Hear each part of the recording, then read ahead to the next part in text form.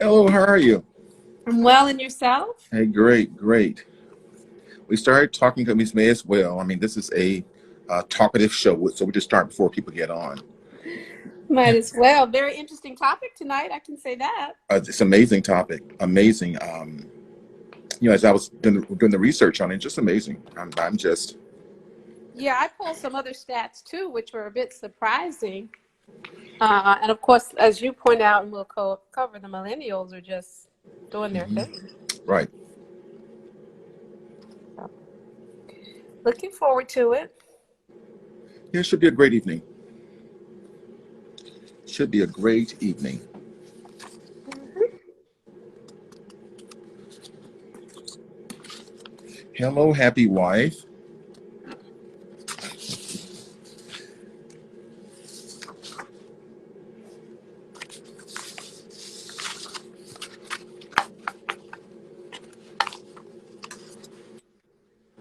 You're. Yeah, I was gonna say, Just wondering where it went there. right, because it was streaming. It was.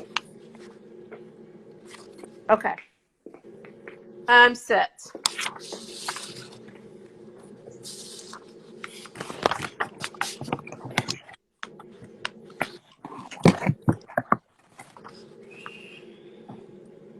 Let's see.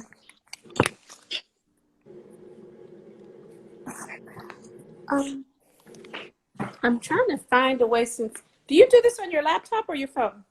Phone. Okay, yeah, me too. We're gonna get Actually, that started. might be the Hey, only hey, option. we're getting started. We're getting started. It's Okay. at 7 o'clock, and I'm gonna start getting started on time versus waiting on people because we start at 7. I do want to say good evening to everyone, and I can say happy holidays to you. This coming Thursday, of course, as you're aware, is Thanksgiving Day. So we're very happy that those who are coming on with us tonight are going to be with us. I know many people are still in travel mode, and they're trying to get things ready for Thanksgiving.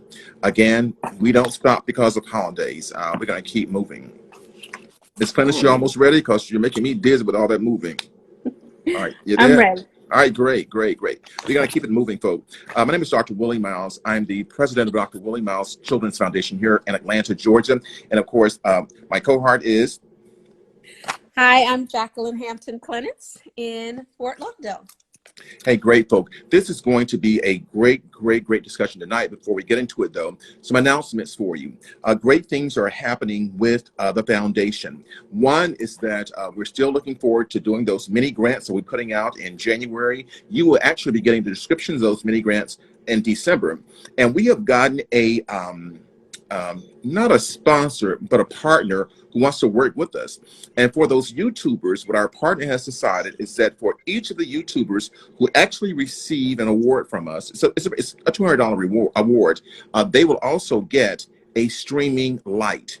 Isn't that awesome? That is nice. They're going to send you a streaming light because evidently you need the lights like we have, if I can turn mine on, to actually make sure that you're looking wonderful.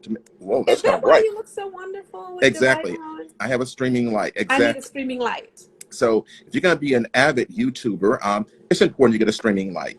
All right. So the next thing is that we're going to ask you all to please tell your neighbors and ask Santa to please make donations to us. Our donations go right back into the community, just like we're doing in January. We're putting that money right back out there to help our community because we're very serious about transforming the entire country and changing the narrative about how children are treated and also the perspective on how children and why children are the way they are. And I oftentimes say, if you want to figure out why children are the way they are, look at the parents. We're the ones who actually put those things into them. I'm not blaming parents because the kids do have a mind of their own. I'm simply talking about we have a responsibility to put some of those the values into them and so forth. So at this point, we have the awards going out in January. We're asking for donations and Jackie, I'm not sure I told you this, but I'm getting a lot of requests for speaking engagements. I will be Awesome. actually the keynoter for a group in Savannah, Georgia. And it Okay. is a community organization, and they're having their virtual conference. So I'm going to invite our viewers to actually join us in that. They have like bankers there, the community workers, and it's a very large organization. I'm really, really proud of that.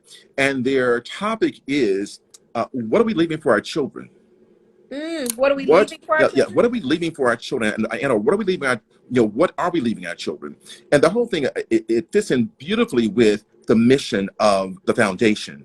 Children are a priority. So if you Right. want to hear that wonderful message from some of the panelists, and of course, as myself is keynoting, hey, please keep your eye on our Instagram. We'll be making you aware of that each week as we go. Jackie, do you have any announcements? Not really an announcement, Dr. Miles. I did want to say, though, that I think sometimes what gets overlooked is that we do so many things in our daily walk, in our jobs. And very often the conversations, as we've discovered in our conversations about the impact on children, it's Right. just never had.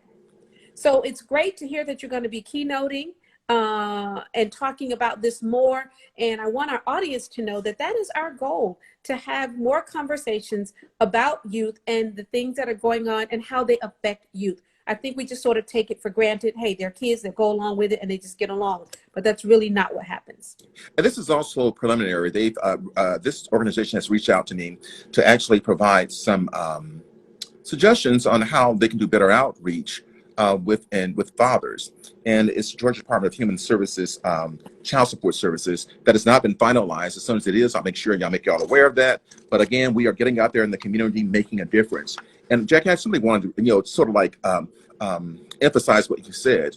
We are actually focusing on children's issue very creatively, and we're focusing on areas that people never thought or imagined it would impact children. Mhm. Just for instance, adults' mental health. How does that affect children? The other thing abuse. How does that affect children? Fatherlessness. How does that affect children? And our own attitudes. How does it affect children? So again, I'm just really pleased that we are meeting a need out there, and we're meeting a Yes, need, and we didn't wait on anybody to fund us. right. We're just doing what needs to be done. And that's one of the things that I'm really happy about being part of this, is having these conversations. You never know where they're going to reach, but you know that the conversations are important.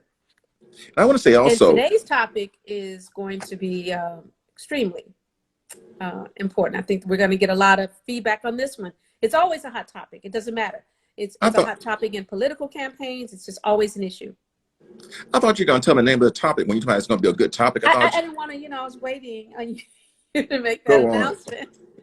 Okay, so today we are talking about single moms in the United States, what those numbers look like, how they're growing, the position of millennials as it relates to parenting and marriage, and again, the conversation on when you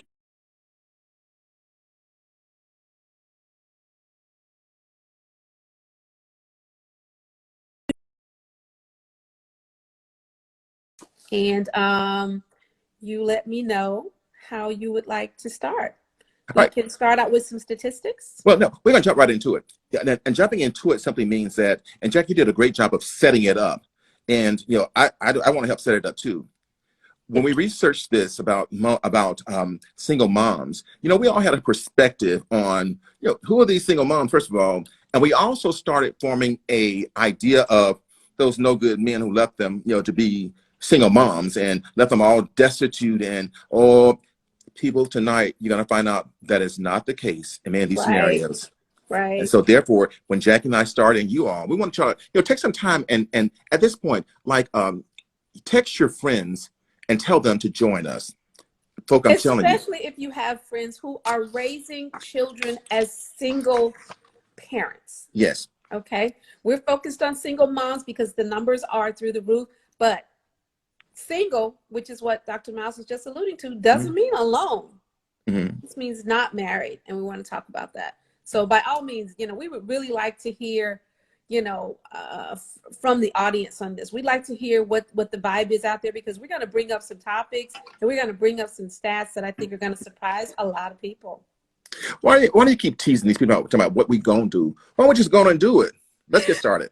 Okay, let's get started. So there were 1.5 million single mothers. No, you're right. Oh, it's 15. Mm-hmm.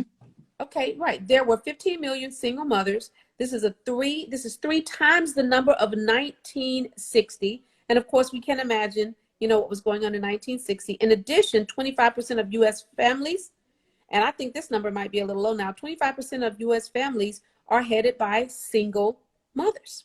25%, people, that is not a small number. So this is definitely a topic to be talking about. Jackie, you know what's interesting though? That is a large number. And when we had the conversations on men single, who were single dads raising children, I kind of got like, well, that's fine. They should do it. That's kind of vibe I got. That was okay. They're doing that. And, and our goal is not to pit men against women. What we're trying to do is set the record straight. Right. We're trying to change the narrative, because at the end of the day, the narrative is going to be helping our children be the best they can be. But Jackie, you gave that data there. But what's interesting to me is that there are 4.15 million Black families in the United States who are single mothers. And so I did the math. I ain't good at math too much because I'll be saying one.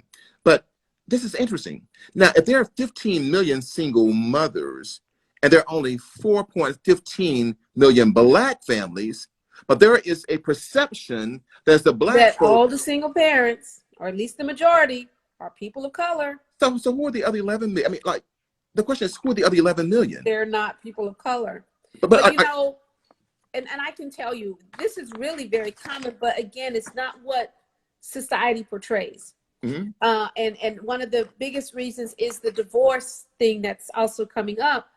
There are a lot of, as the statistics show, single white women, or white women who are single for various reasons and raising kids. But anytime you hear single mother, Dr. Miles, I think to your point, it's usually thought of as this Black single mother, who either had a child early on, or, had a child accidentally out of wedlock, which is another thing we're going to be talking about, that they're not accidents. Some people are planning and choosing to be single parents. But yeah, the perception is that it's predominantly Black. Well, not just Black, and I'm also going to say families of color, but I am going to say that also it's not just these women, are having children.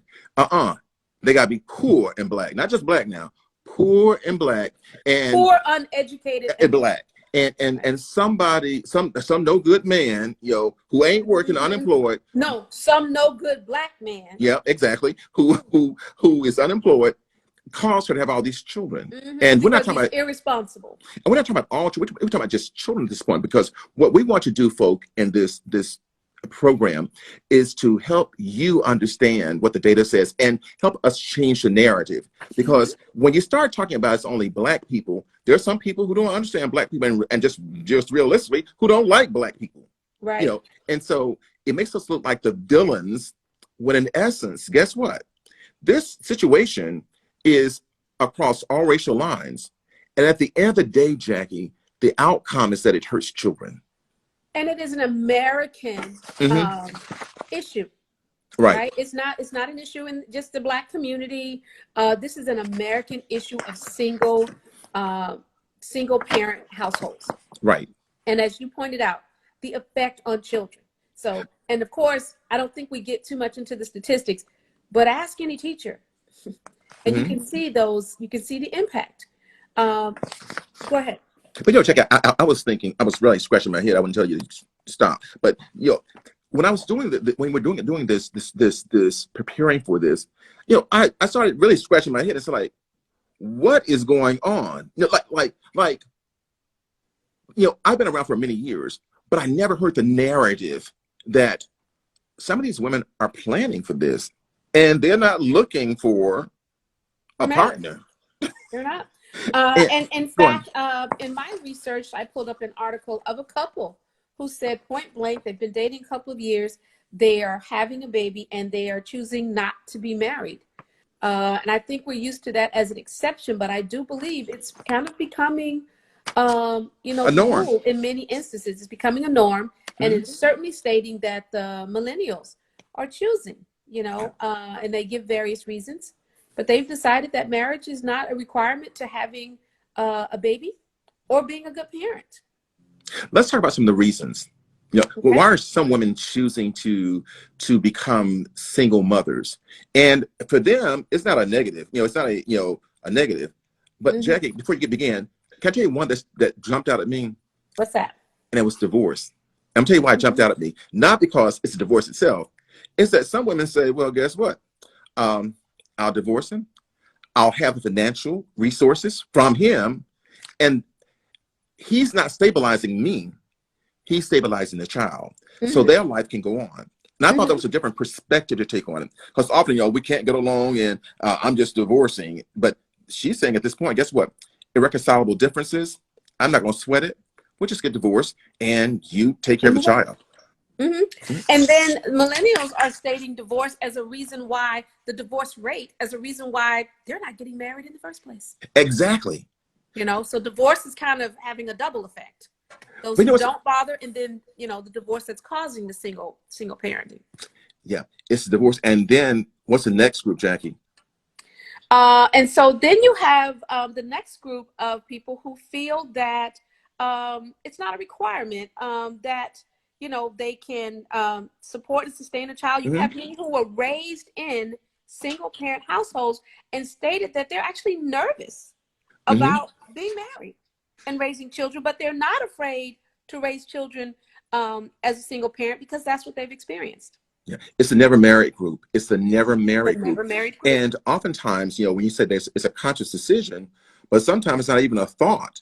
Because what I'm finding, Jack, is that many of these women are not women who are uneducated. They're making educated decisions. They're saying at this point, I make enough.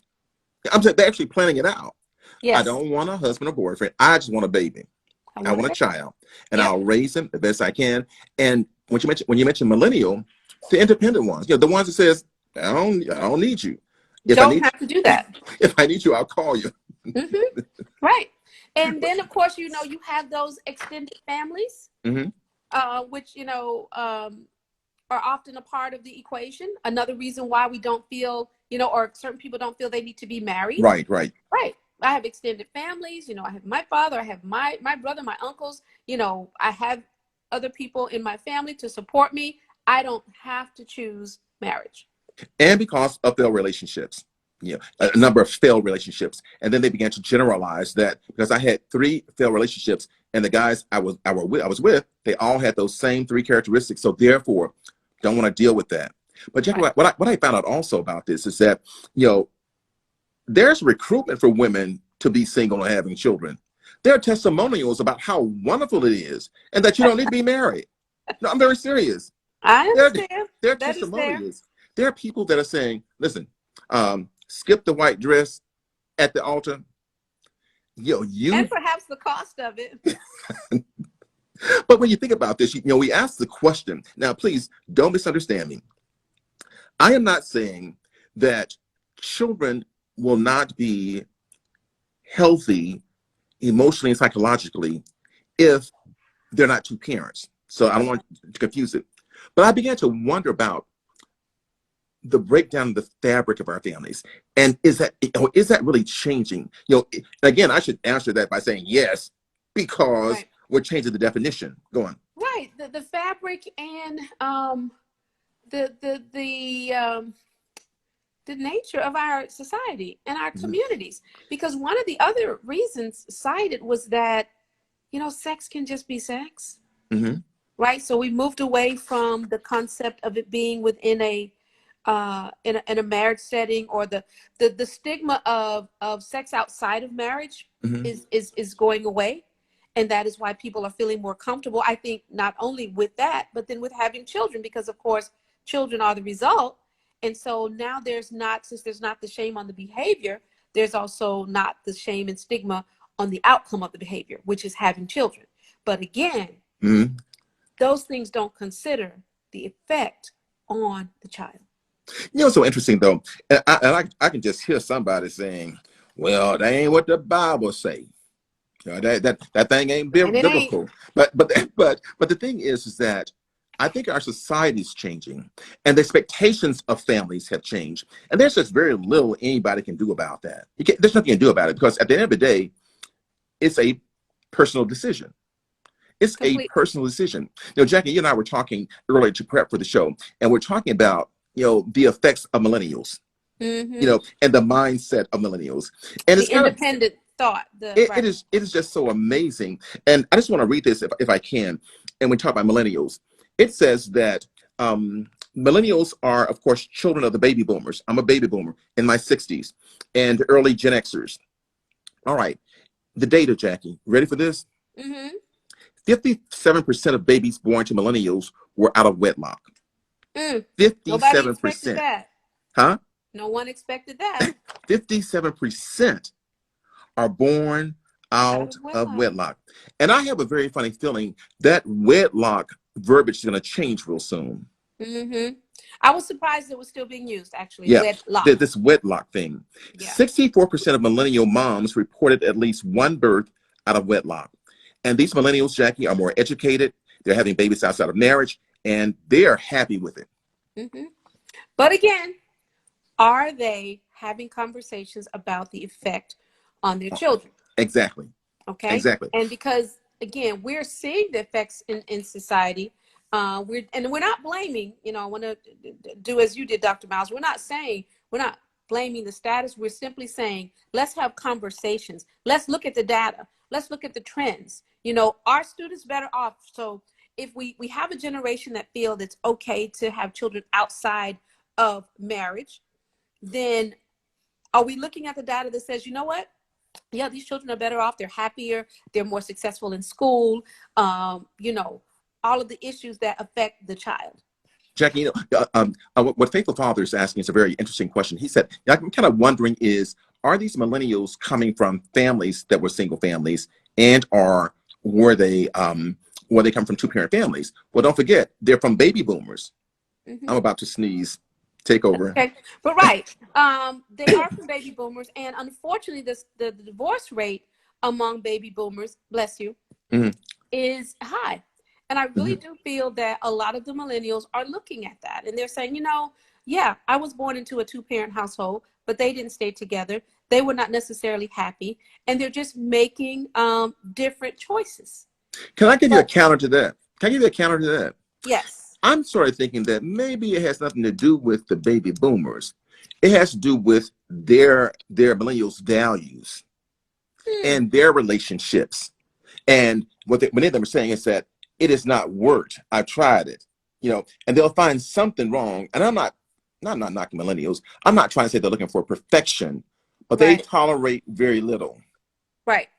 And again, you're in a situation where the whole nucleus of the family has changed because women are earning outside of the home now.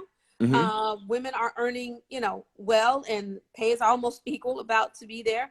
And so there is not the need, at least they feel, for a two income family. Okay.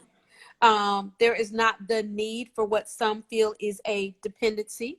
Right. In some cultures and subcultures, women still have a subservient role in marriages, right? So I agree with you. I think it's all the issues that they feel exist within the marriages, not so much what they saw in their parents' marriage, good or bad, but what they are experiencing as millennials. And think about this. Think about this also. Millennials just ain't not getting married. Millennials don't take no stuff on no jobs. They will be on a job and leave on Monday. Come on, 2 weeks notice. What are you talking about? 2-week notice? That's way too long. You didn't give me a notice. No such thing. You didn't give me no notice. So I'm looking at also their values, and which has very little to do with what parents taught them. Now, don't forget now, they're coming from families my age. They're coming from families, I'm 63. So they're coming from that era. So with us, we kind of like, settle. We're very value oriented and we're very family oriented. Boomers were the last of those who felt that you should get on a job and stay there forever. Forever. Right. But the question, we viewed it as a bad thing to leave. Right. But then you're right. The millennials, right. So it's not just in their choice of marriage. And so maybe we're talking about how they feel about commitments, long-term commitments. Well, long-term commitments when they feel they're not being appreciated. Mm-hmm. And I think they go into it, Jackie, with and I want my viewers to chime in on this. I think they go into it with an expectation of failure. Well, honestly, Dr. Miles, the statistics support that expectation. Yep. Right? Unfortunately, I mean, the divorce rate in the United States was well over 50%. and at Hmm. one point into the 60%. So the numbers support, you Yeah. know, a likelihood of divorce. Yeah. Well, I tell you, it's millennials that are out there, and we're finding out, Jackie, that they are educated. We're talking about 40 degrees. We're talking about making over $60,000 in salaries. Hmm. We're talking about owning their own homes. And Hmm. but the ultimate question is, and I'm sort of like whispering, you Hmm. know, everyone has to define happiness the way they Yes, define it. yes, they do. And so one could ask, but are they really happy? Well, it's according to how they define it. And well, then how would that impact the child? You know, the child's coming from a single mother, and guess what? Well, history has shown that single moms ain't did too bad raising children. Right. And as you know, in that regard, since it's all the child knows, what would they be comparing it to? I mean, if this is, you know, how you start life and this is your norm, then you're not seeing it as a negative. You Right. know, and again, hopefully those support systems are in place. But again, truth be told, in schools, again, it was said that more children actually came from Yes. single parent households Hmm. than married households. So you might say that the kids who came from married households were the, you know, exception, Right. and they were the odd man out, you know. And I think, you know, even my children have expressed things like that. So they're just kind of two sides to this, no matter how you look at it. But Dr. Miles, let's also not forget, okay, we've talked a lot about millennials, but there were quite a few women, let's say on the end of those boomers, Hmm. who, you know, had not been married by a certain time and Right. just decided, you know what, I am going to go ahead and have a child, or I'm going to go ahead and adopt a child as a single parent. So, because as you pointed out, the nature of relationships changed. You know, we'd have to talk about how relationships became the exception and how they're strained. It's difficult for people Hmm. to meet, especially millennials. Right. I experienced that a lot. So it is certainly difficult for them to um, engage again in long-term relationships or relationships long enough to determine that, you know, we want to get married and have children. That's kind of amazing you brought that piece of information up. And the piece of information that really grabbed me was that, I'm 28 now and I ain't married. I'm gonna have me a child because I ain't gonna be waiting because data shows that child can have all kinds of genetic disorders.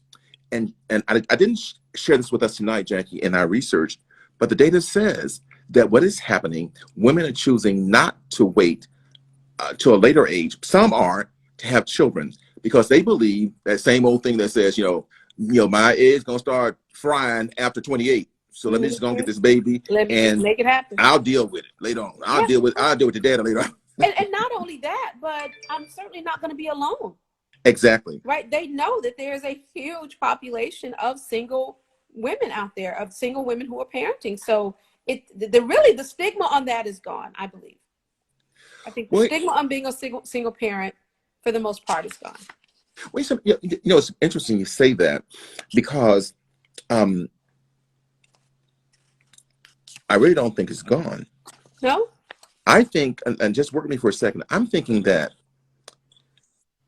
the narrative is that it only happens in a certain population and False race, narrative, for and sure. it's still happening. I'm saying that's the narrative Right. that And it, you that, think that that's continuing the stigma? exactly, and it's misinformation. It's Totally. misinformation. Now, of course, there are some people out there who have children and they didn't do family planning, they do a whole bunch of stuff. But there's a larger number that are saying, I'm educated, I got a 4-year degree, I make enough Well money, employed. I'm well Yep. employed, I'm an Balanced. advocate, Happy, so and I'm going to have a child exactly. or two. But the question is, and this where it gets kind of sticky. Let's talk about the impact, and or if there's any significant impact on children who are raised in single families. Now we can talk about pros and cons because we didn't pull the data on that. That was not where we're going to go tonight. But I just think it would be interesting. Like, what are some And I pros? pulled a little bit of the data, I You tell you. did? What's in the pros? There's not a lot of data in the pros, to be honest with you. I came across something that talks about the effects of out of wedlock birth on Yes. children. Hmm. And one just really surprised me. For instance, it talked about actually being born smaller brains and a few things. And I'm thinking, how was Interesting. that affected by the mother being, married or not? Some of this was very interesting. It talked about their development being slower. Now, some of this you can understand because a child who has one person interacting with them, in the traditional home setting versus a child who may have two people interacting with them would certainly be less developed. Okay. You follow me? I want you to hold your point, because now I don't want to use the word play no devil's advocate. I ain't going to use it, but don't forget your point now, okay? I'm going to throw this up to you then. Okay. It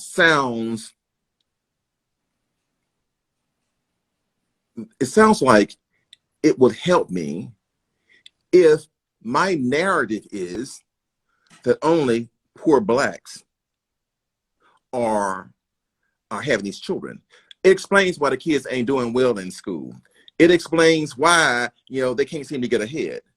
And I'm saying that, Well, And I'll so, tell you what, Dr. Miles, this particular article and resource has no reference to race. It doesn't. No reference to race. It says, for example, children born out of wedlock tend to be shorter and have smaller heads. Their cognitive, especially verbal development, is lessened. Many of these children have problems in controlling their activity. Don't y'all listen to Jackie. Don't y'all listen to what she said. She reading the research. Jackie, I'm going to tell them, Jackie, I would always tell my students in college, I'll go and find out who the author is, because I'm going to research the researcher. Right. And of course, research has an intended purpose when it started. So this one, anytime you're using the term out of wedlock, you can kind of guess that they are seeing it as a negative. But these are the things that they're saying the research is backing up. Let's see, according to a study by the National Association of Elementary School Principals, 33% of two-parent elementary school students are ranked as high achievers as compared to 17% of single-parent students. Interesting. And again, there's no reference to color here whatsoever. So you got me walking around looking at short people like, you ain't had no dad at home, did you? Again, those are the things that surprised me. How would that's when you got to question research. It's genetic. I mean, but you know what's interesting? You know what's interesting though? 6 feet. You think the child's going to be short because they weren't married? But you know what's interesting though? Many of the short people I know, daddies weren't at home. Don't say that. I don't know. I mean, let's also discuss the fact that some people are genetically short. Yeah, exactly. With daddies at home. Right. Okay. So I found that to be an odd fact, but I'm sure there's some research behind it. And these are very interesting facts. I wonder, Dr. Miles, if this sort of information was more prevalent. I wonder if people who choose to have children as single people actually research if they're concerned about the effects on their child before they make that decision, or if it's one of those things where you just kind of say, I'm not worried about that. I'll be a great parent. My child will be fine. And we just keep it moving. Because this research is discouraging in terms of choosing to be, a single parent. But I think that I think what we're talking about tonight has two parallels. There's some good news behind this. It really is. There's some good news that people are choosing to have children, and they're choosing to support their children. They're not trying to make them be dependent upon the state. You know what I'm saying? That they're thinking it through. And I started thinking about this, Jackie. I said, well, guess what? I said, I wonder, does this include teens having babies? Hold on to your seat. I'm ready. I know what you're going to say. It doesn't. No. The teen dropout pregnancy rate has dropped significantly by 70%. Yes, I found that amazing too. Good news, actually, very good news. And that means that the pregnancy prevention that was happening with teens has been effective over the last couple of decades. So yeah, and of course, those would be some of the same people who are waiting until later, but choosing to have children, right? Outside of marriage. So I mean, it means a lot of things. We obviously know countless women and men, but we're talking about moms tonight, who have raised children on their own, and those children have gone on to become highly successful, well-balanced, contributing to society. Those are things you really cannot ignore. And so I think the message at the end of the day, Dr. Miles, is that it really is a choice, if it's a choice. I think it's when it is not planned, when there is not thought given to it. Because let's face it, if you're giving thought to it, to making that decision, analyzing your financial situation, analyzing your emotional stability, then more than likely you're analyzing the other things.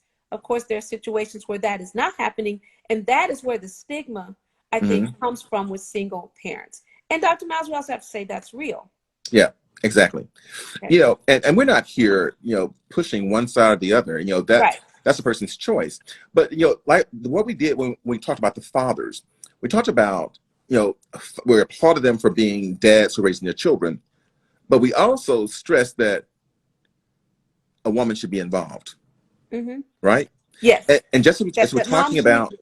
yeah, just as we're talking about single moms, we still do think that men need to be involved. Now, Jackie, I want to share this with you. You know, we know what the data says about children, especially boys, who don't have their dads at home with them. We know what the data says. Right. And it'll be Because the interesting. numbers aren't good. Yeah, and I'm sure somebody's doing a longitudinal study on this already, you know, but because I'm thinking that if you're telling me that a dad not being there for girls and boys, it increases their likelihood of going to jail.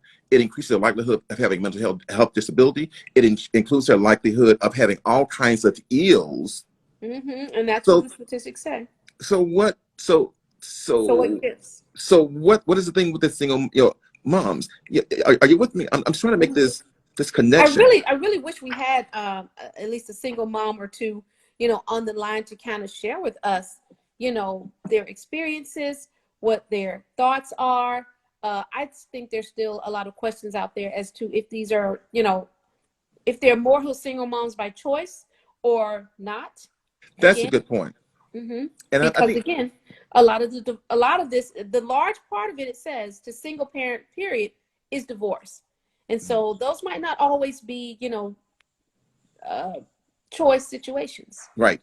But you know what's interesting though is I'm interested in doing that. My thought was that next week we would not probably have a show because we have some real exciting things coming up for December, some really awesome topics. But this is worth talking about. It would be interesting to hear a millennial who is a single parent talk about why she chose to be a single parent. And what that situation was. Right. As well as to possibly hear from someone who said, you know, this was not a choice. Because what we didn't mention, Dr. Miles, is that death of a parent is also one of the ways that, you know, many parents become single parents. Right. You know, this is just a lot. I mean, and the more we talk about it, it's kind of interesting, Jackie. It's like we have to really stay on track, be very focused. Because this can take you in a lot of different directions. Yes. A lot of different directions that that was not our goal. Our goal was really to talk about single moms, to make our audience aware of the narrative, and to let you know that people are not in poverty just having children, but these are educated individuals who are making conscious decisions on being a mom and what it means being a mom. So again, I applaud them, especially the ones who are adopting. I applaud them. You know, we talked very interesting about what causes women to be single parents, and we kind of went over that, talking about divorce and never married, and also there are testimonials out there that says, "Girl, you can do it." Right, and Dr. Miles, see, this really goes against that narrative of poor, uneducated. When you have 62%, right, of 67% of single mothers who have some college education. Wow. Okay, so that's really throwing the whole, you know, uneducated, poor, accidental birth thing out the water. And that is saying these are by and large, you know, scenarios of choice. These, again, at 67%, you're almost at 70% are educated women. So again, that means they're making their own money. They can make their own choices, and they're, you know, choosing to raise children and not have to, quote unquote, wait on the whole marriage thing. Yeah, it's so interesting. You know, I'm always into, and that's the way I've always been. I've always been to putting a face on numbers, because you know, it's like I went back to that 15 million and the 4 million blacks. Then you looked at the education levels, right? And so I just wonder, is some of these women, the suburban women we're talking about, the women who've decided, Most certainly. Most certainly. and so we College talk about the educated. suburbs. Go on. Absolutely. Many of these would have to be some suburban parents. Yeah. I mean, they're college educated, right? So we're buying homes both in the suburbs and in the city. And we do see that a lot. And those are statistics you don't hear, that 25% of the children in suburbs are in single parent households. Yeah. Because again, it doesn't fit that popular narrative. Right, exactly. Well, the good news is that 22% of dads see their kids at least once per week in these households. And the other part to that is that the reason numbers are low because there was consideration for how many women keep the men from seeing the children for whatever reason. Another And hot topic. That conversation goes and both they're ways. also paying 50% of those dads are paying child support, whether it's informal or formal. And I guess the information is that not all single women who have children, dads, are not engaged and not being responsible. So there's a small percentage, but well, it says 50% of non-custodial parents have a child support agreements. I'm sorry, 50% have child support agreements, whether it's informal or formal, but only 44% receive child support payments. And what this paints for me is that dads are not totally out of the picture. They are having some relationship. I don't care how minimal it is. They're having some contact, but the numbers are still low. The other question is what happens to the 60%?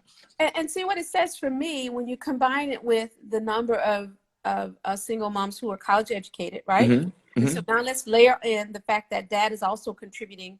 50% of those fathers are also contributing to the household. Are we starting to view, the idea of having children as more of a financial question? I mean, it is a financial question, don't get me wrong. And there have been times when, of course, we, had conversations about those who did not consider the Right. financial implications. Mm-hmm. But, are we more comfortable because we have the financial resources? Interesting. Mm-hmm. Now, are you saying are we more comfortable because we are employed, making money, and so I'm saying so that it's easier for me versus being dependent? I'm saying, are we more comfortable because by having the financial resources, we are not becoming part of that negative narrative of poor and uneducated. Yes, gotcha. Right. Mm-hmm. Exactly. So that means, I'm not contributing to that. That's not who I am. That's not, my Right. story. Right. Mm-hmm. My child is not going without because Right. I'm a single, uneducated woman who cannot provide. Right. So then it's okay for me to be a single parent because my child is being taken care of. Well, one thing I want to do is Valid point. I want to share this. I want to clean it up before people start calling me. We're not implying that you're uneducated and in poverty and can't raise children, because we know there are a lot of uneducated folk historically who have raised children. So, right. No, we're talking about the narrative that is always yes, attached or is often attached. And that narrative, as you pointed out earlier, Dr. Miles, is very often that the majority of single parents, single moms are Black, mm-hmm. and that they're uneducated. Right. And as a result of that, poor.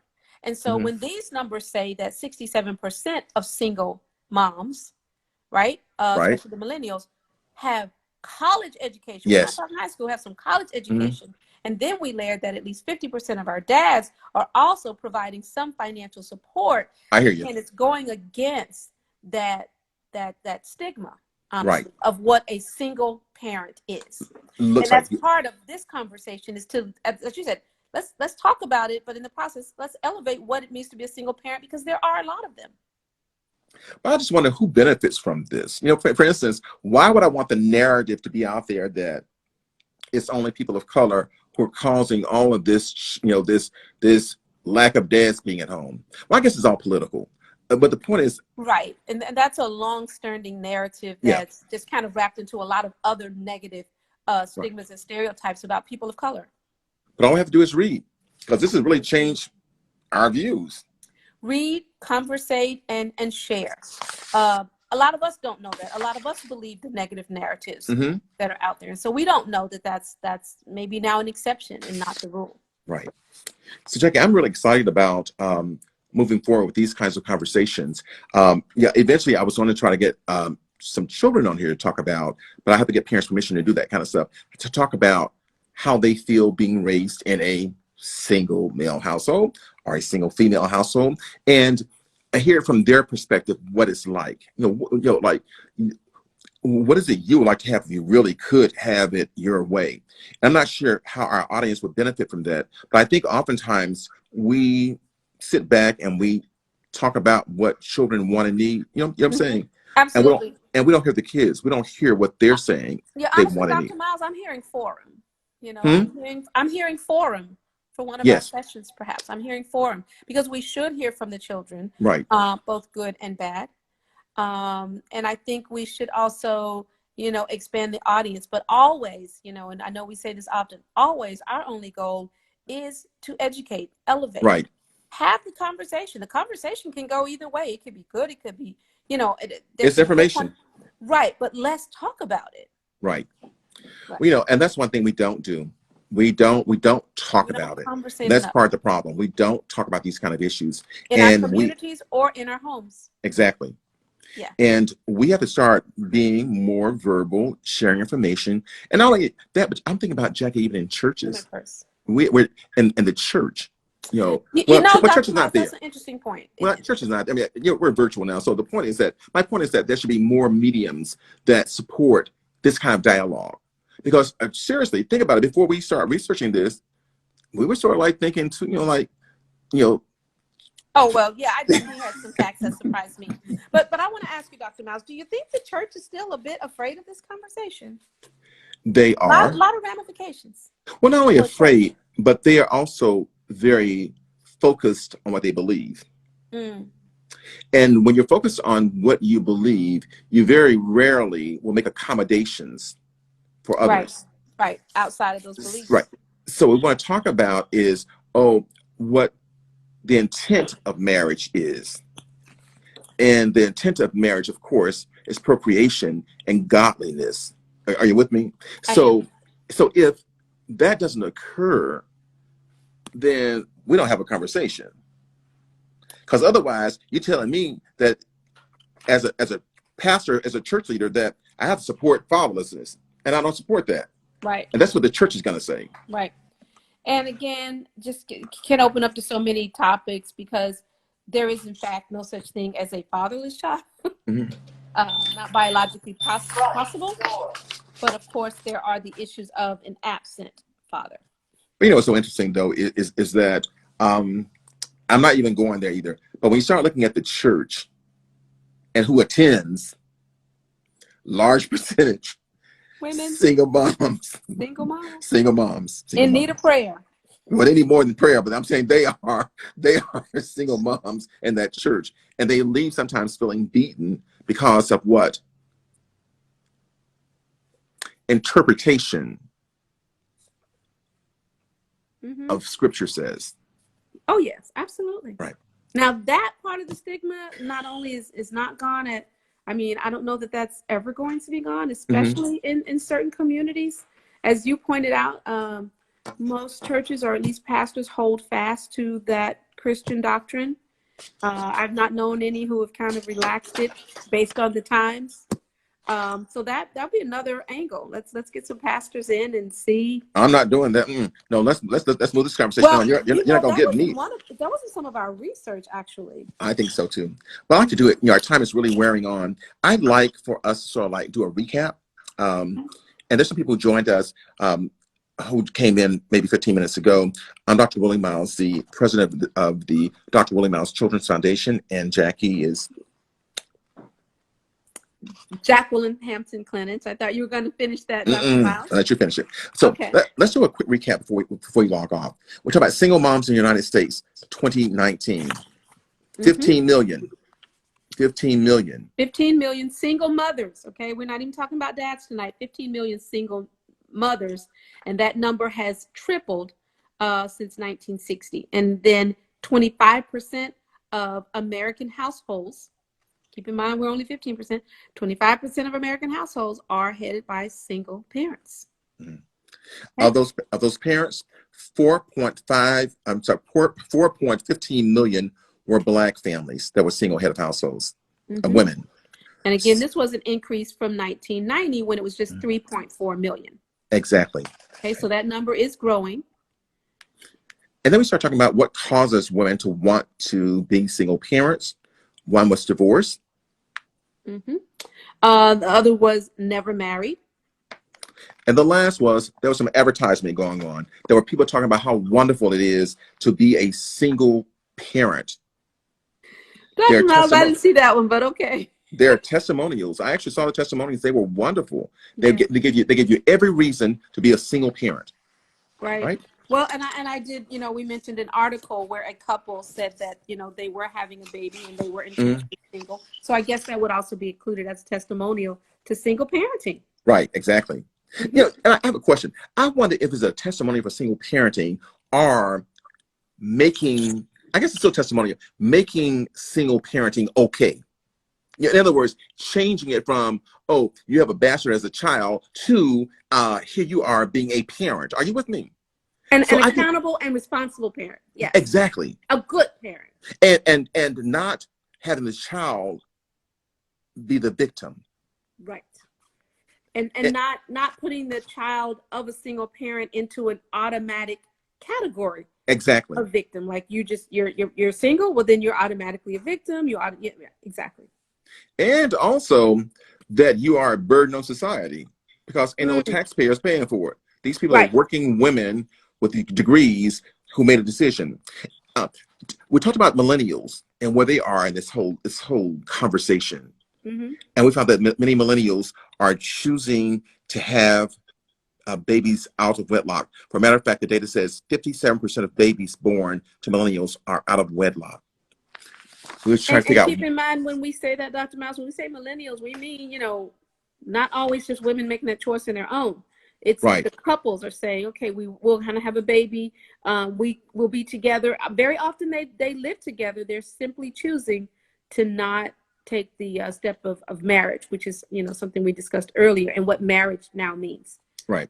And we discussed also, that those numbers do not include, it was not teens who dropped out of school, or teen pregnancies. Right. We're saying those numbers have dropped significantly, 70%. 70%. I think those numbers were, let's see if we can find those numbers right. It went from 70% of teen births down of teenagers age 15 to 19. It was 62% of girls 15 to 19 were having babies in 1991. It's down to 19% in 2017. That is huge. Now that's certainly the effects of a campaign and effects of work. So, and I began to ask the question. Not included in these numbers. I was going to ask the question, like, is this of choice? Is this of choice? And of course, the answer is going to be that yes, it is of choice. That women are making decisions how they want their lives and their children's lives as parents. And lastly, we threw in that dads are involved where they are allowed to be, and that 22% of dads are seeing those kids, some of these kids, more than once a week. They like to see them more or less if they've been given the opportunity. So what we've done a session on single dads raising children, and we said, are there any? And single women raising children, are there too many? I think I got the answer to both of those questions. We did, and I do want to just throw in this one last statistic because, again, we tend to think that these are younger women, but there's a 48% increase in births to unmarried women in the 35 to 39 category. And then get this, a 29% increase in births to unmarried women in the 40 to 44 category. Wow. That's that, group we talked about. Just deciding even older that, I still want to have a child and I don't need to be married. Well, Jackie, guess what? Can you believe this? We have finished a 4-week run on this series. Sex Matters. It's amazing. We've covered some broad topics, and I want to thank you all for being with us during these 4 weeks. We will not be here next week. We're going to take a week off to pull together our next series. if you have any ideas for a series for us, please just Instagram us. Just send the information through Instagram. We'll be more than happy to consider that. But until week after next, I think it'll be December, won't it? It will be. It'll be December. Goodness. Yes. December. Yes, today's the 25th? So yes. Yeah. I want y'all to have a great Thanksgiving. And we ask you to be reminded of COVID, and that if you follow the guidelines, you should be all right. You should be all right. Just be one of those wearing a mask. Protect yourself and protect others. Mm-hmm. And again, remain excited about the grants and the mini grants that we'll be giving away in January. We look for your support on that, and we're going to talk more about that in December. Great. Hey, Jackie, thank you as usual. Taking a break next week. We will be back December. So y'all be safe out there. Love you. Take care. And don't forget, if anybody tells you you're no good, you simply say, I'm amazing. Totally. See you, Jackie. You're amazing. Take care. Thank you. You too, dear. Good night.